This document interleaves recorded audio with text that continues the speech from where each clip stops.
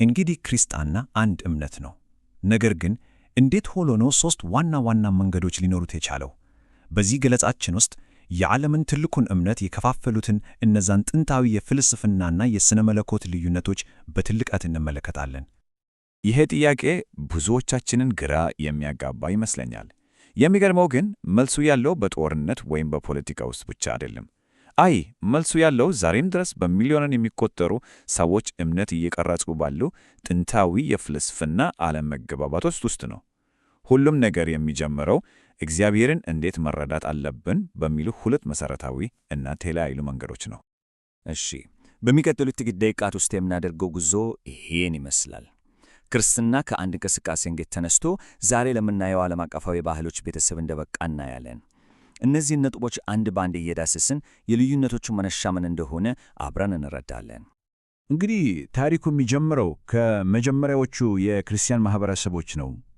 ክርስቲያና ሲስፋፋ ከኢየሩሳሌም እስከ ሮም፣ ከግብፅ እስከ ፋርስ ድረስ በተለያዩ የዓለም ክፍሎች የራሳቸውን ባህላዊና ሥርዓተ አምልኳዊ ወጎች እያዳበሩ ሄዱ። ይህ መሠረታዊ መለያየት በጣም ወሳኝ ነበር። የጥንቱ የሮም ግዛት በምዕራብ የላቲን ቋንቋ ተናጋሪ፣ በምስራቅ ደግሞ የግሪክ ቋንቋ ተናጋሪ ክፍል መሆኑ ለወደፊቱ ለሚመጡት ስነ መለኮታዊ ልዩነቶች መሠረት ጥለዋል። አያችሁ፣ ቋንቋ አስተሳሰብን ይቀርጻል። እናም እዚህ ላይ ሁለት የተለያዩ የአስተሳሰብ ዓለማት እየተፈጠሩ ነበር ማለት ነው። ዋናው ነጥብ ላይ አሁን ደረስን።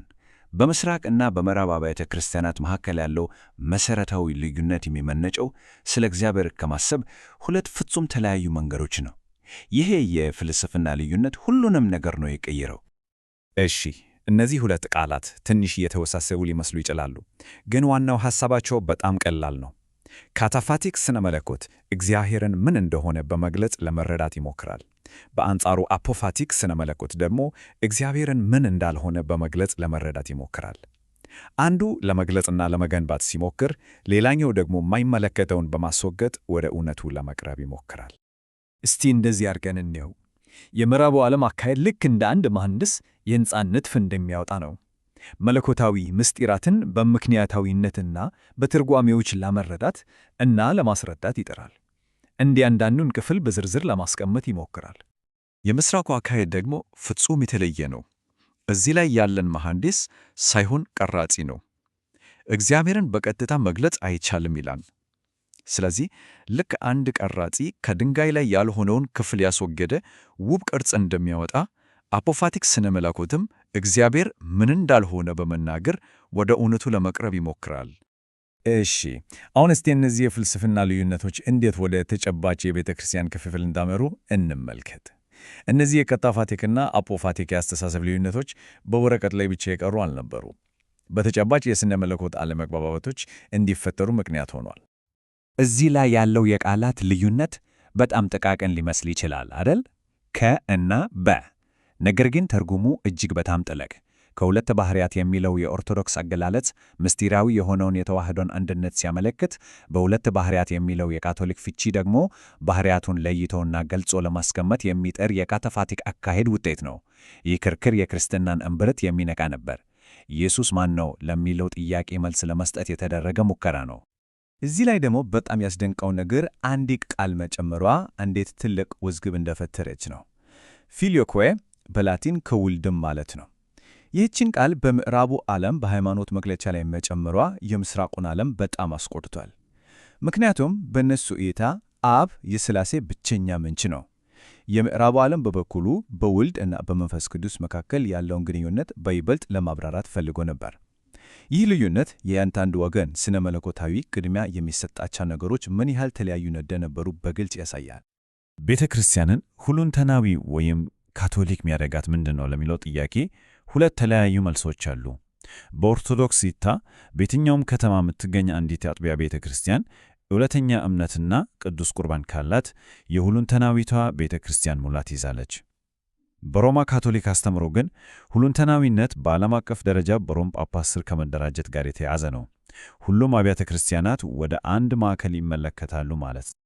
አሁን ደግሞ በራሱ በምዕራቡ ዓለም ውስጥ ወደ ተነሳው ትልቅ ክርክር እንሸጋገር።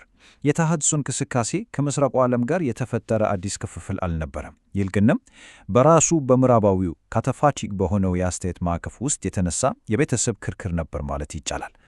የተሐድሶው እንቅስቃሴ እምብርት ሶላ ስክሪፕቱራ የሚለው መርህ ነው። ይህ መርህ ለሃይማኖት ትምህርት የመጨረሻው ሥልጣን መጽሐፍ ቅዱስ ብቻ ነው ይላል። ይህ በወቅቱ በጣም አብዮታዊ ሐሳብ ነበር። ምክንያቱም ለዘመናት የቆየውን የቤተ ክርስቲያንን ትውፊት እና ሥልጣን በቀጥታ የተገዳደረ ነበር። ስለዚህ ወሳኙ ነጥብ ይሄ ነው።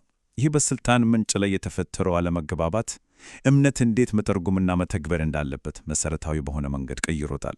በአንድ በኩል መጽሐፍ ቅዱስ ብቻ፣ በሌላ በኩል ደግሞ መጽሐፍ ቅዱስና ትውፊት። እናም ይህ ልዩነት ሦስተኛውን የክርስትና ቅርንጫፍ ወለደ። እሺ፣ እስካሁን ያየናቸውን ነጥቦች በሙሉ አሁን አንድ ላይ እናንጣቸውና የክርስትናን ልዩ ልዩ ገጽታዎች የሚያሳየውን ትልቁን ምስል እንመልከት። ይህ ሰንጠረዥ በግሩም ሁኔታ የእነዚህን ታሪካዊ ክፍፍሎችን ውጤት በንጽጽር ያሳያል። ሦስቱም ወገኖች በመጽሐፍ ቅዱስ ቢያምኑም የመጨረሻው የመተርጎም ሥልጣን ላይ ነው የሚለዩት። ለኦርቶዶክሶች በታሪክ የተካሄዱት ዓለም አቀፍ ጉባኤዎች ናቸው። ለካቶሊኮች በርዕሰ ሊቃነ ጳጳሳት የሚመራው የቤተ ክርስቲያኗ የማስተማር ሥልጣን ነው።